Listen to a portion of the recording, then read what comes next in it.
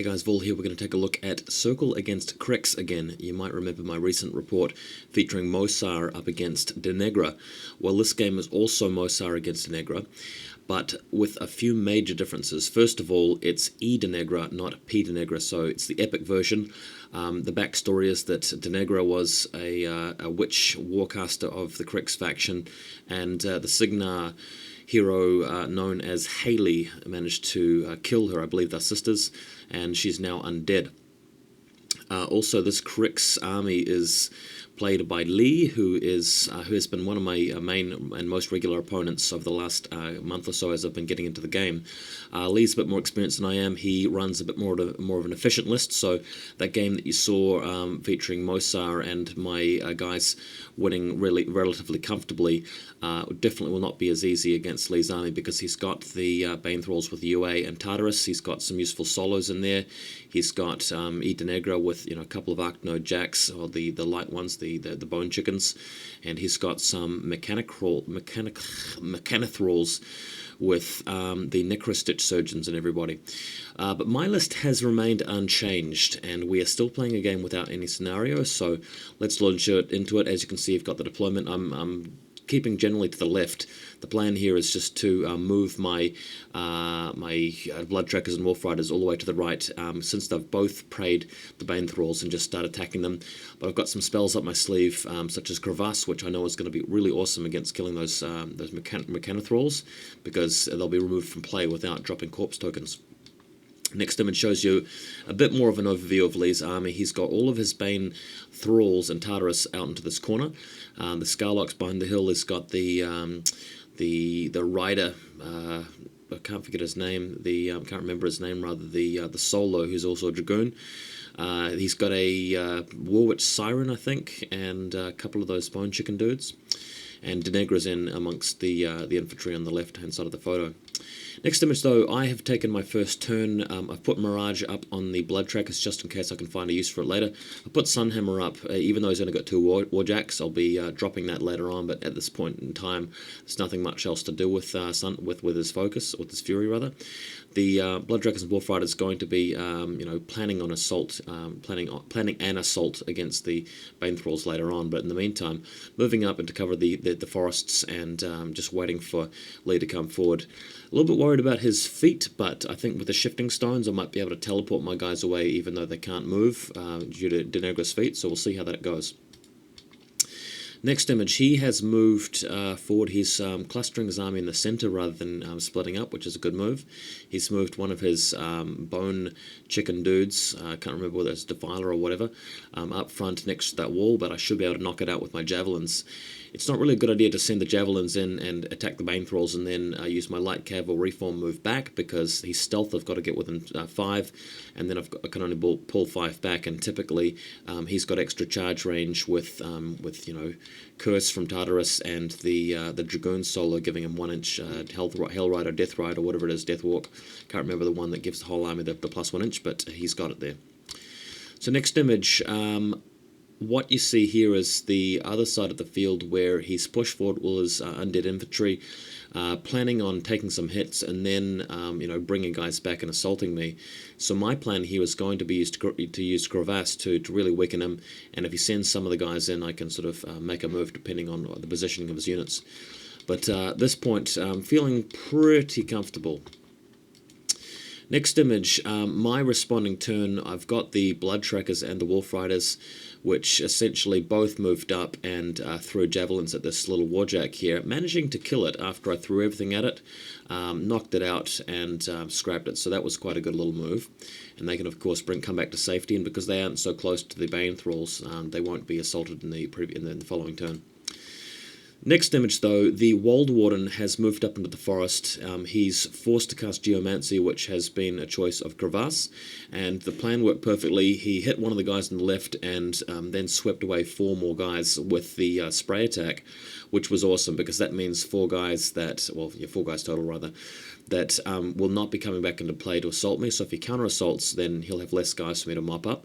I've also put down a couple of pillars here, one in front of the Woldwarden to prevent the banethralls from the mechanithralls from being able to see him and countercharging him, and one in front of Mohsar, because I'm just a little bit worried that something will just show up out of nowhere and shoot at me, maybe one of his arc nodes. So trying to block a little bit of line of sight wherever possible.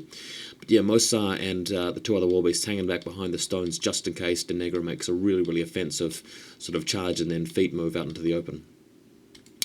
Next photo, though, here's a move which I didn't expect. He has run his little warjack here over behind the pillar in order to use it as an arc node for him to cast debuff spells onto the Woldwarden. And had I thought of this move on his part, what I could have done is used Mohsar's feat, which is completely useless except for shutting down arc nodes, and he only had one warjack left, so I should have thought to use it early on because, you know, even though I'll be wasting my feet straight away, it just buys me more time to do much damage to his army before he comes in and really makes use of his arc nodes, for example.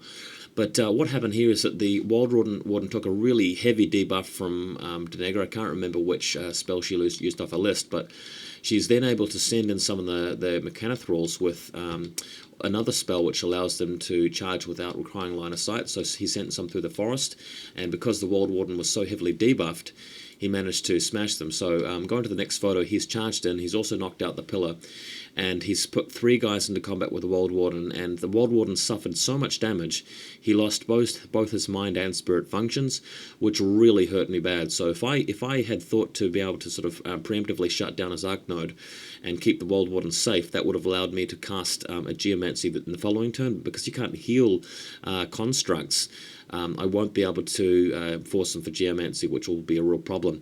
The Woldwarden does survive though, so he's sort of got the mechanithralls in a position where I can waste them, but unfortunately the Woldwarden won't be doing the damage here. Next image, my turn, sorry, no, this is actually the next photo from the rest of his turn. He's rushed his banethralls in a big sort of column here, very close, so this is really going to put pressure on me to attack. When I attack, he's going to be able to counterattack with his feet and whatever he's got left, but I'm really going to hope to make a lot of damage, or do a lot of damage this turn.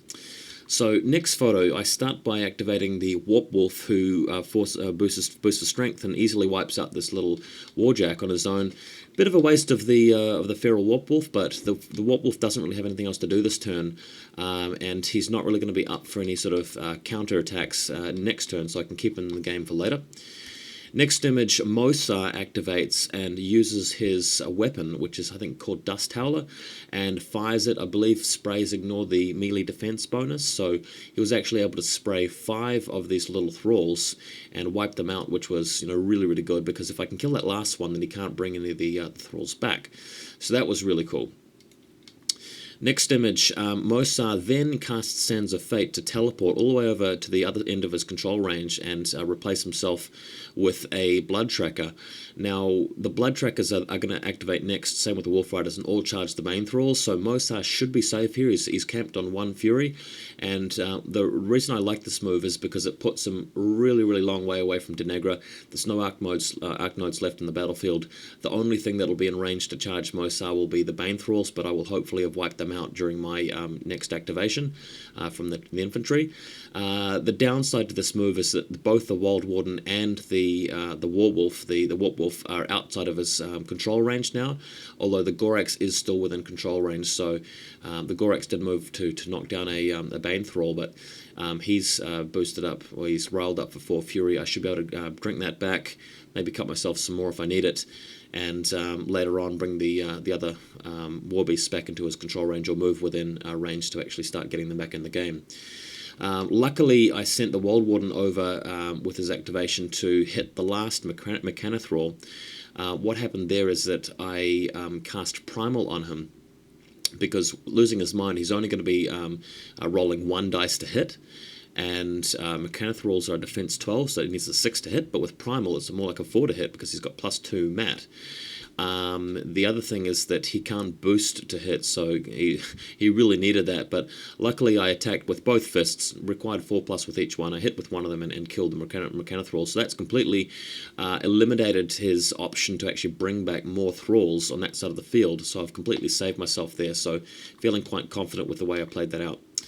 Next image, I send in the Massive Assault. All of the bloodtrackers charge, but not before I cast Curse of Shadows with Mohsar onto the banethralls, which means that I can charge through them and ignore free strikes, and basically automatically kill them every time I land a hit, because his defense is, I think, 15, dropped to 13 from Curse of Shadows. Bloodtrackers with Prey are hitting on power 11 plus 3 dice for damage, that's 14, so 14 is 1 point higher than 13. Even with a 111, I still kill the unit. And if you look at the positioning over here, what happened initially is that I activated Nuala and her pals on the right-hand side of the photo, managing to strike down the banethralls, and they failed their tough rolls, and because of quick work I was able to throw javelins at the UA behind them, the standard bearer and the champion, or the unit leader, and knock them out with quick work javelin throws. And what was really beautiful about that is that nobody was within 1 inch range to actually pick up the standard, which meant that the rest of the banethrall unit lost its tough rolls, which meant that I was easily able to wipe out all of the banethralls in one round because it's forced to hit and automatically kill. So that was really awesome, and the wolfriders came into the activation to pick them off. If you go to the next photo, this is what happened here. So one of the wolfriders is further through, the other 2 wolfriders move in and kill the banethrall that you can see there. After I took the photo, the banethrall dies. And the bloodtrackers have fanned out using Reform, just to make it as difficult as possible for the cryx to counterattack and kill them all with sprays and AoEs and all that sort of jazz. Not that they won't try, but really feeling confident about this turn. I've eliminated a lot of the threats in his army. I've still got most of my army left, so I'm feeling confident I'm going to lead here. Next photo, though, this is where, cryx, of course, come back from the dead, not quite literally, but, in terms of the swing of the game. First of all, he activates his Dragoon solo, kills the model, who had been engaging Tartarus and preventing him from moving around. Tartarus is then free to go forward and Thresher. So in the next image you can see Tartarus moving forward, threshering just about everything in his range. The warwitch siren moves around and uses a spray to kill a whole bunch more of my guys, so just dropping like flies here. And in the next photo after that, he moves his little Stitch Thrall unit right in front of my guys forming a line, because he's planning on moving eDeneghra over here to put some pressure on Mohsar. But this will keep eDeneghra safe, so to speak. eDeneghra is going to use Incorporeal, so the only thing in my army which has a magical attack is Mohsar himself, so that'll be even more troublesome. So looking at these moves, I'm thinking, damn, even though I feel like I've won the game, cryx suddenly comes back, well, not so much cryx, but this player in this situation comes back to really, put me, at a disadvantage again, despite the fact that I've crushed him. Gorman also moves over and blinds one of the wolfriders with black oil. Next image, eDeneghra was previously 7 inches towards the top left of the photo, but the Woldwarden had failed his frenzy check because he had, didn't fail it, he had primarily automatically frenzied. Just a quick note, constructs cannot, fail a threshold check, they don't take them, but primal means that you frenzy automatically. Actually, no, I've actually misreported what went on earlier. I apologise for that, guys. I'm just going to make some corrections here. Earlier in the game, when I talked about the Woldwarden moving over to attack the banethrall with Primal on him, that's false. You can't actually cast Primal on a Woldwarden because you need to cast on a living warbeast, so I can't do that. What I actually did was cast the Primal on the Gorax, who moved up and killed something. The Woldwarden instead attacked twice, needing a 6th hit with one of his attacks, and luckily did roll a 6, so I was actually quite lucky to get that off. Unlucky to lose his, his spiral aspects in the first place, but luckily to get a 6 anyway. So yeah, the Woldwarden went up to attack eDeneghra, and that triggered eDeneghra's Pursuit, which is a spell she had in play, which meant she could immediately move 7, moving her over here so that she was in range of Mohsar. But this meant that I could execute the plan that I've been just keeping up my sleeve, the ace in my sleeve, for so long. And if you go to the next photo, what I've done here is I've actually moved around his line of banethralls, stitch thralls or whatever, with a wolfrider. Then I've cast Sands of Fate to place Mohsar right next to eDeneghra. I've maltreated the Gorax for an extra point of fury, and I've just started hacking at her. And you guys might remember me saying that in eDeneghra's background, she was killed by Haley and then came back from the dead as a epic level warcaster. Well, she came back as an undead, a non-living caster, and Mohsar has erosion on his weapon, which gives him an extra dice damage against eDeneghra. Now, eDeneghra's defense 16, Mohsar only defense mat 5, so I needed 11s to hit, obviously boosting to hit. I really had 2 or 3 shots at this, and luckily, with some really good dice rolling, I managed to hit with both of them, boost for both damage, and kill eDeneghra, winning me the game. So, really enjoyed this game. I thought it was a really interesting and very fun game, very interesting game. Did a couple of things wrong with the misreporting, but you guys will also notice that my Mohsar model is actually a Raven Priest from Mike McVeigh Miniatures. I can't say enough about that company or that miniature.